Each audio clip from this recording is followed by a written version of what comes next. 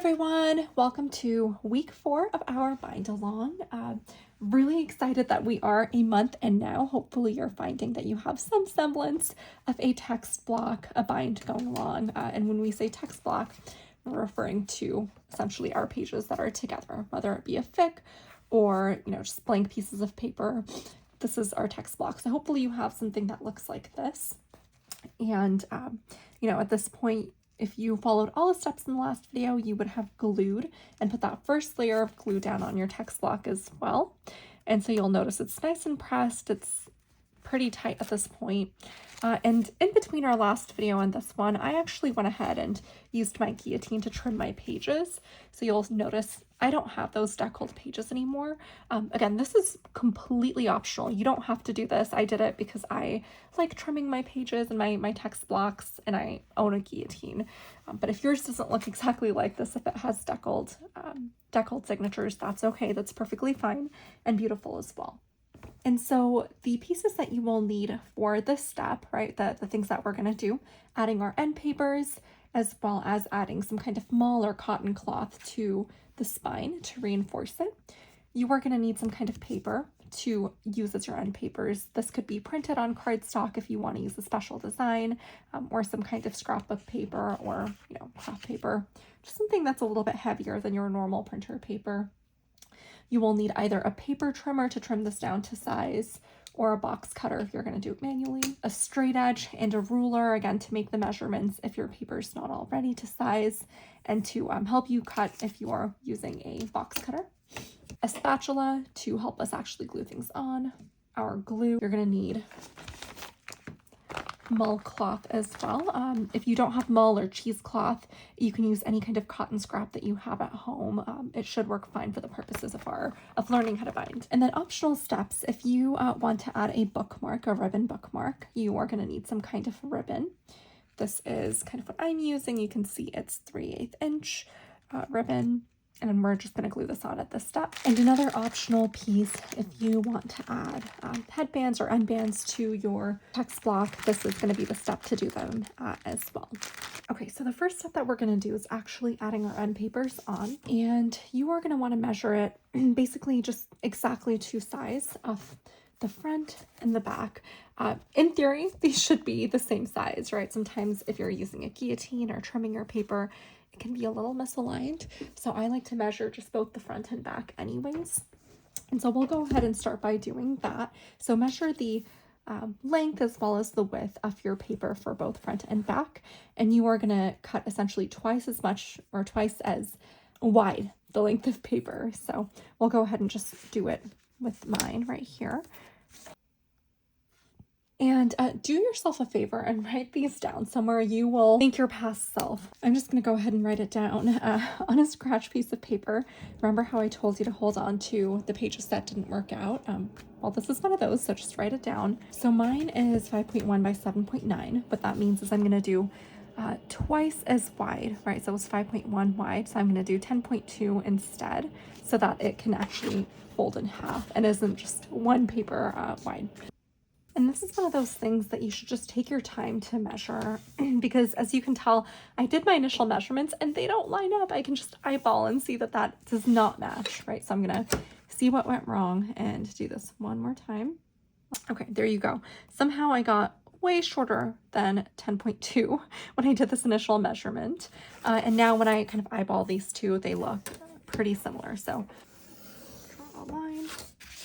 And then we're going to measure the length. Now, once you've done this measurement, I like to just make sure that the length actually matches up what I have measured. So just laying the text block flat on here. Okay, so it's a little bit longer. I don't know if you can tell, a little bit longer than my text block. That's okay. I actually prefer it that way because I can trim it down later. And then what I like to do is just also see if the width matches up by folding it and putting it on top of my paper. Do you have to do this? No, but I have been burned by bad measurements one too many times and wasted a lot of end paper, so I prefer to just go ahead and fold and check if it actually is the correct. And again, we can do the same thing, just place it on top.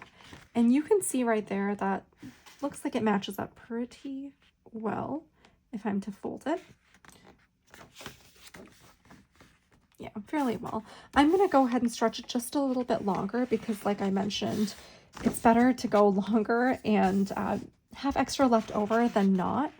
And so I find that I'm just really, like, my measurements sometimes don't add up.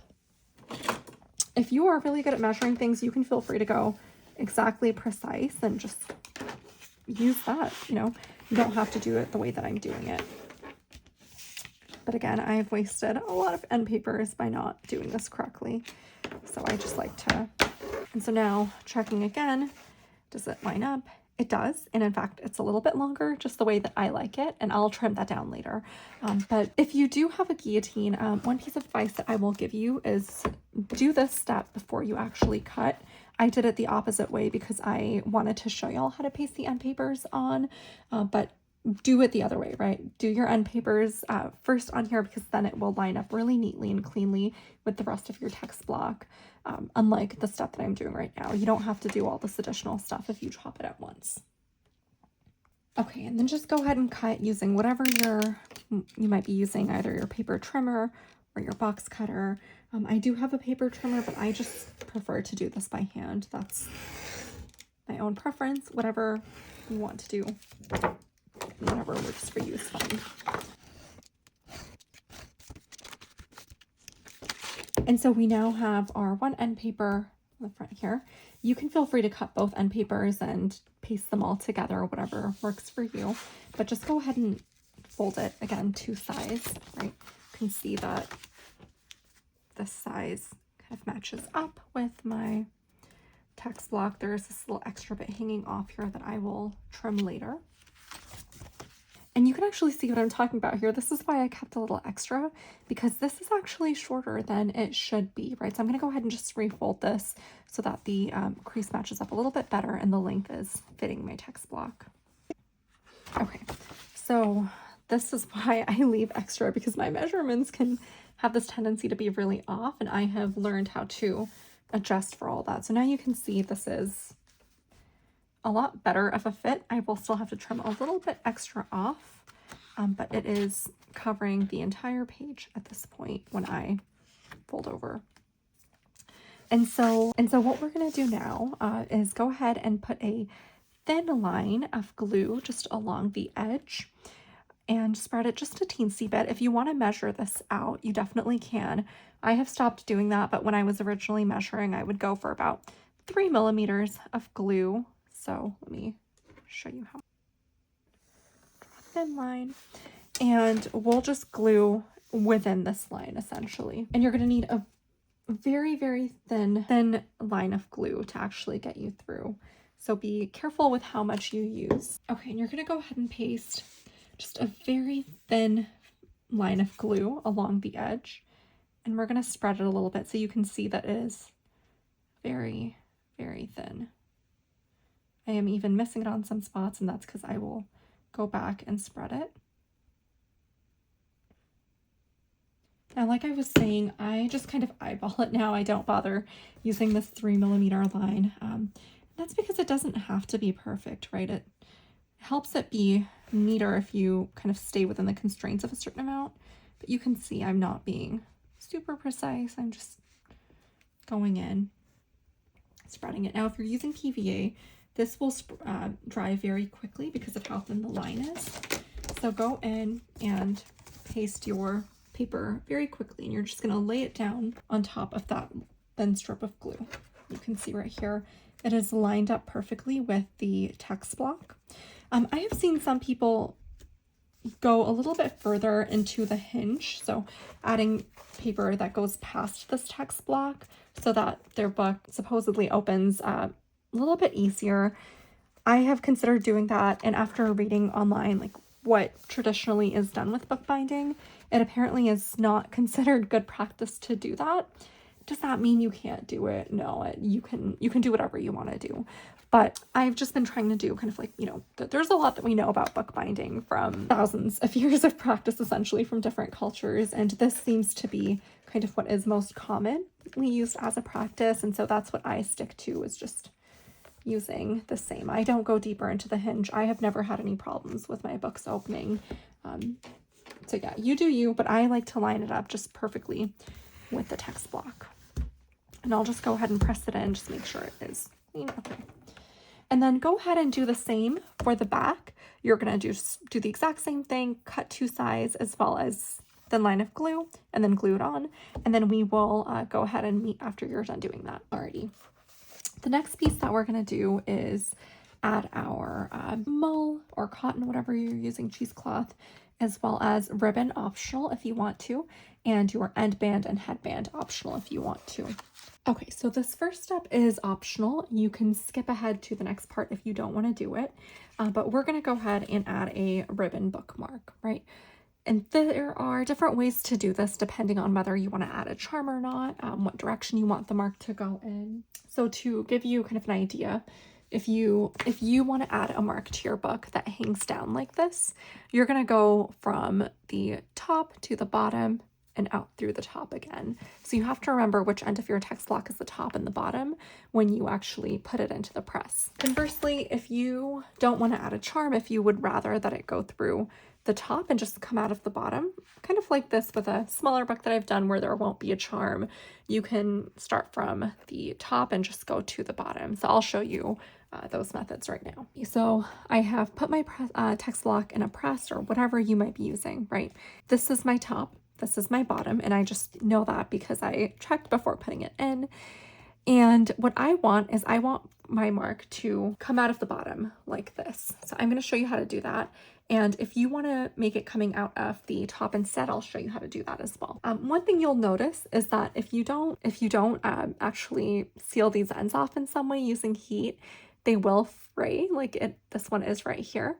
And so just use a little bit of a flame on the end. You don't even have to touch the flame often, just through the top, the heat is enough to seal it off so that it doesn't fray. But take your ribbon, and if you want to come down, like the little book I just showed you, the quarto, you're gonna go from the top right here and just measure how much you need to come out at the bottom of the book. This is if you don't want to add a charm or if you want the charm to hang down below the book rather than over the spine. Now, if you want to hang over the spine, what you're going to do instead is come from about like halfway through the book. I prefer to do it a little bit higher. I've seen some people go lower, but my charms tend to be a little bit heavier sometimes, like bulkier. So I go higher. So you're going to start somewhere here and you are going to measure enough that you can go through the book and then come out again and about halfway or wherever you want the charm to land. So you're going to use a lot more ribbon for that method, right? But I'm going to do the former where I don't want a charm on this. I don't have a charm planned, and I'm just going to go ahead and go from top to bottom. And I don't typically seal off the end that I'm going to glue just because the glue does that for me. But after I actually glue it on, after it dries, I will just take this to a flame and seal it off. And so go ahead and put down a layer of glue. There's going to be a lot of glue involved now during these steps, right? A good chunk of glue, just put it down. And we're going to be gluing a lot, again, like I mentioned. So I just add glue on there and just spread it.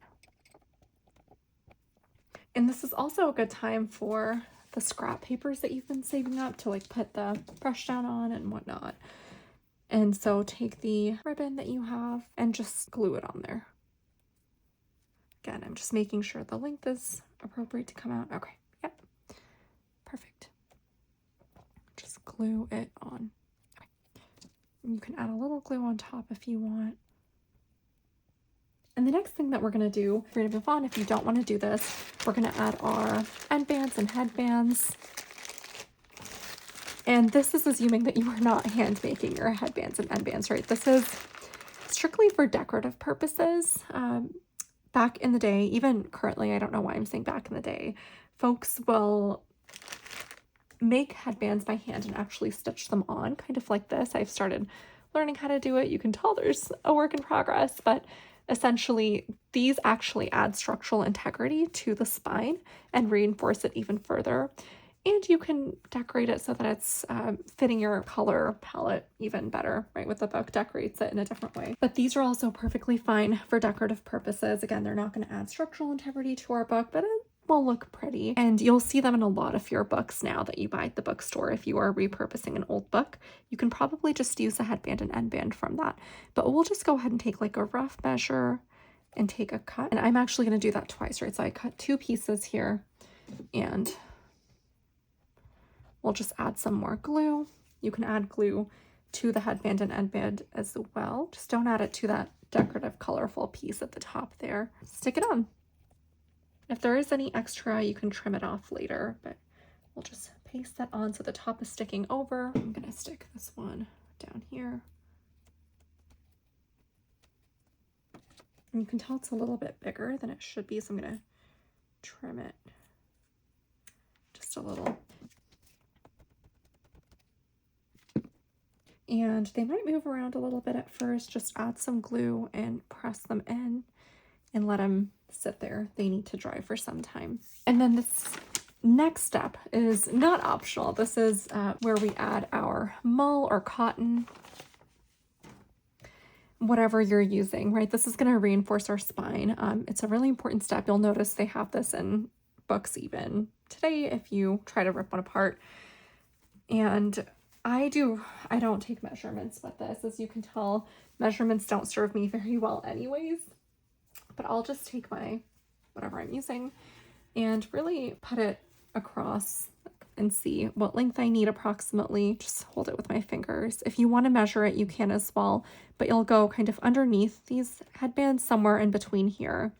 And then you will be going the length of the spine, and then maybe like eyeball 1 inch on both sides. You don't want it to be too long, because then it will get in the way of actually like adding your case, but I will use about that much. So go ahead and eyeball it somewhere between these 2 points, and then the length of your spine, as well as maybe 1 inch on both sides. All right. So, and you can see here, this is not perfect. It's not straight by any means. It doesn't have to be. It just has to be a piece, right? And we'll go ahead and just glue that on here.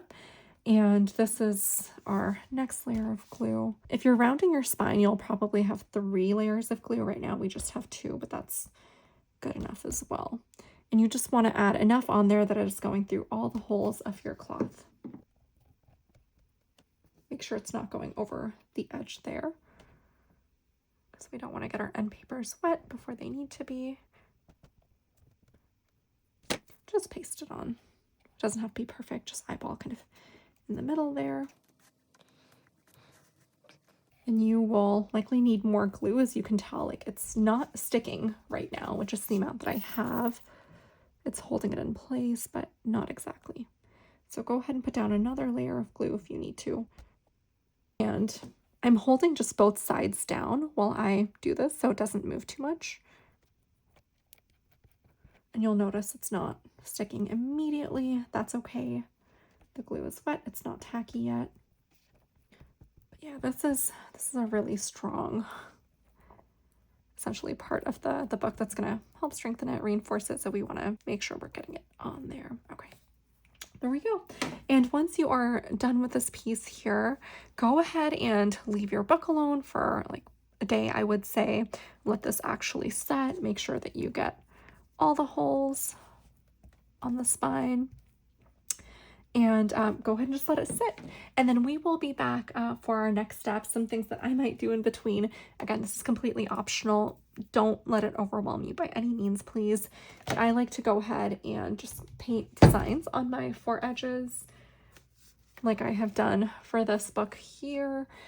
And I use watercolors to do that. So I'm going to go ahead and do that in between when I see y'all now and next. But again, that's an optional step that you can do at this point. You could even do it before adding on your end bands and headbands, whatever feels good to you.